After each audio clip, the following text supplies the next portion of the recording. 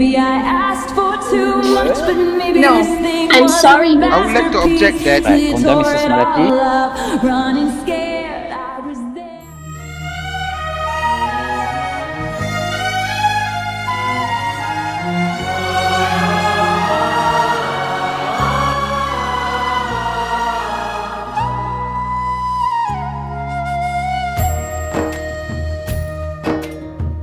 क्या बेबसी है ये, क्या मजबूरियां, हम पास हैं फिर भी कितनी है दूरियां।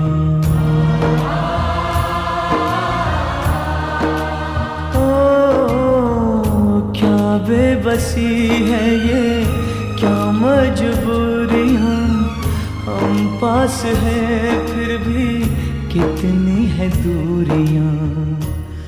जिस्म तू जान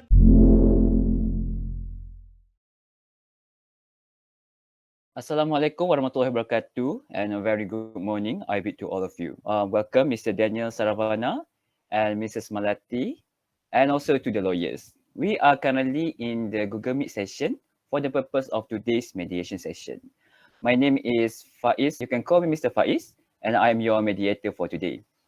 I am a certified mediator by the Malaysian Mediation Centre where I have experience in handling the mediation process for almost 10 years. So the reason why we all gather here is to discuss on the problem relating to the petition by Mr. Daniel to divorce Mrs. Malati. If it is possible, we will try to reach an agreement on this issue.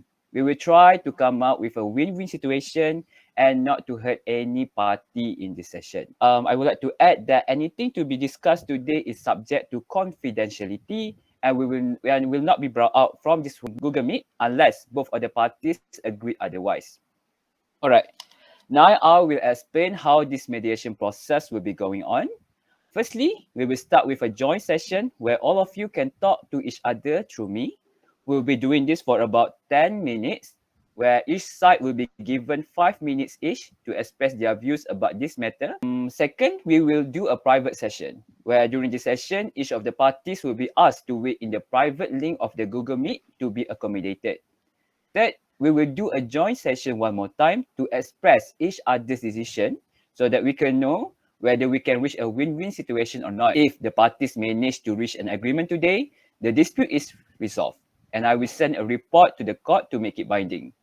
The parties can start executing what they have agreed after the court rectifies. If the parties could not come to the decision today, we will set one more session on another date to discuss this issue again. Non-compliance with the agreement will result in contempt of court. Do you understand, Mr. Daniel and Mrs. Malati? Understood. We will try our best to cooperate so that this matter can be resolved smoothly. Yes, we will also give our full cooperation to ensure that both parties are happy.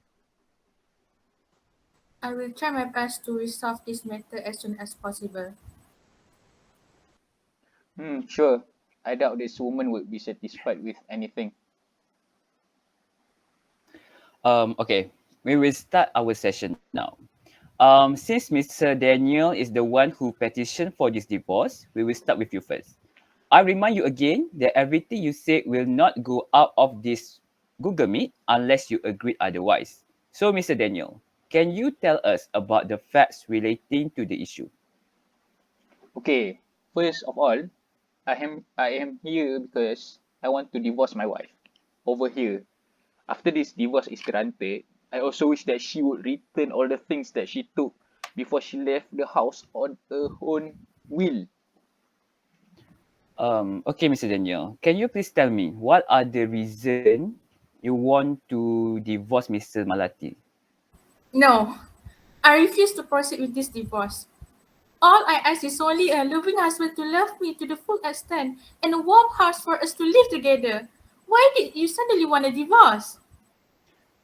Right, Konda, Mrs. Malati, I have to remind you that you should not interrupt when one of the parties is talking unless you are given the chance. Okay, Mr. Daniel, please continue. Okay, thank you, sir. First, one of the reasons why I want to divorce her because I believe that this marriage is irretrievably broken down. Me and Malati have not been on the same page for quite some time. Other than that, Malati does not want to live with me anymore. She does not want to live with me as she is currently living in her parents' house. She left the house for God's sake. Okay, Mr. Daniel. Do you have anything to add on? As of now, no, nothing. Okay, now we turn to Mrs. Malati. Is there any issue you would like to point out, Mrs. Malati? Mr. Faiz, once again, I refuse to proceed with the divorce. I would like to deny that my marriage has irretrievably broken down as what has been claimed by my husband. I also would like to deny my husband's claim that I no longer want to live with him. Of course, I want to live with him even with his family. I still love and care for him. Okay, Mrs. Malati, can you please clarify your denials? It is not up to me to live at my parents' house. The decision was made against my will. The reason why I was living there is because my husband thinks that it will calm my mother-in-law. She accused me of not doing housework during my stay in our house. I was just following my husband's. And then here we are again, where he only wants to break me like a promise. So casually cruel in the name of being honest. So step right out. There is no amount of crying I can do for you. All this time, we always walk a very thin line. Okay, I believe that we are being too emotional here, so we will just proceed with the separate session.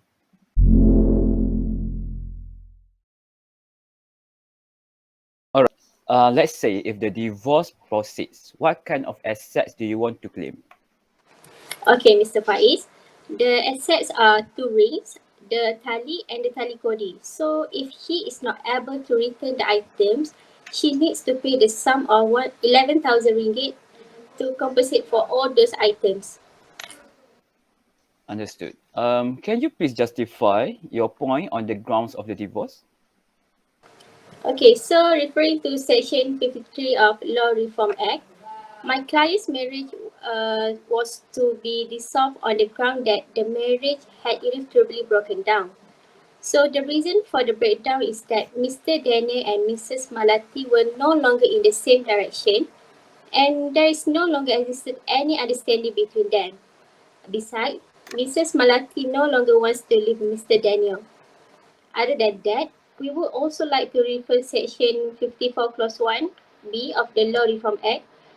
At the proof of the breakdown of this marriage was that Mrs. Malati has behaved in such a way that my client cannot reasonably be accepted to live with her. This can be supported with the fact that she left the house on her own accord.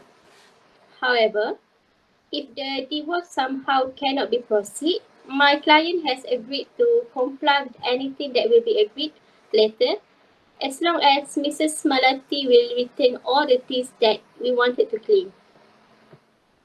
All right, all points taken. I will get back to you.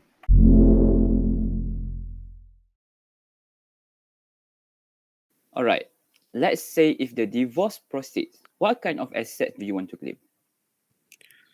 Okay, the assets that my client would like to claim first is the half share in an apartment in Puchong, which is registered in Mr. Daniel's name, and half the rental proceeds derived from that property. Secondly, my clients want to claim spousal maintenance in the sum of RM 3,000 ringgit per month. Third, my client wants her husband to return the sum of RM 10,400 ringgit, which she had loaned to him. Lastly, my client wants her husband to return her gold chain weighing 3 grams. All right. Can you please justify your point on the grounds of the divorce? I would like to clarify again that my client clearly does not want a divorce. My client does not want to enlarge this issue because it is a family issue. And she actually wants to settle this issue with Mr. Daniel personally, but he did not want it. Then how about the point that was raised by Mr. Daniel that Mrs. Malati left the house on her own will? Okay, I would like to emphasize that my client does not leave the house on her own accord. She was forced by her mother-in-law. My client's mother-in-law had tidied all of my client's belongings and asked her to leave the house.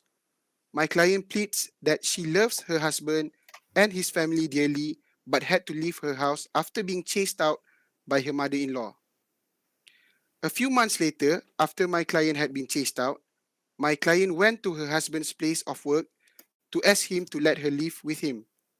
My client did ask for some money for her living expenses, to pay her bills, and to look after her parents. However, her husband asked her to return to her parents' house.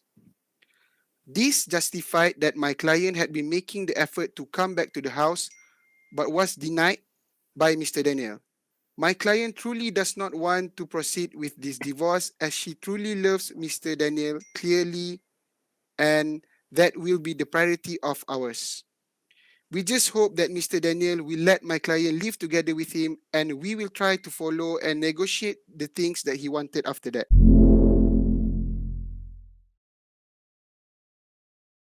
After listening to the both parties, Mr. Daniel has agreed that if this divorce proceeds, he would like to claim 2 rings, the tali and the tali kodi, while Mrs. Malati would like to claim for half a share of the apartment in Puchong, spousal maintenance in the sum of 3,000 ringgit per month, repayment of the loan with a total sum of 10,000 ringgit and 400, and return her gold chain weighing 3 grams. What? That is too much to ask. What she wanted to claim from me is double from mine, maybe even more. My offer is that if this divorce proceed, I would only pay for her maintenance and nothing more. I actually don't even intend to ask all that from you, but you are the one that makes me do it. All of this won't happen if we just sit down and talk, but you prefer to petition for the divorce. I'm sorry, Mrs. Malati, but the divorce, no matter what, will proceed based on the Section 53 Law Reform Act that my client's marriage needs to be dissolved on the ground that the marriage has irretrievably broken down. I would like to object that if Section 53 of the Law Reform Act wants to be used, Mr. Daniel has to prove that his marriage to Mrs.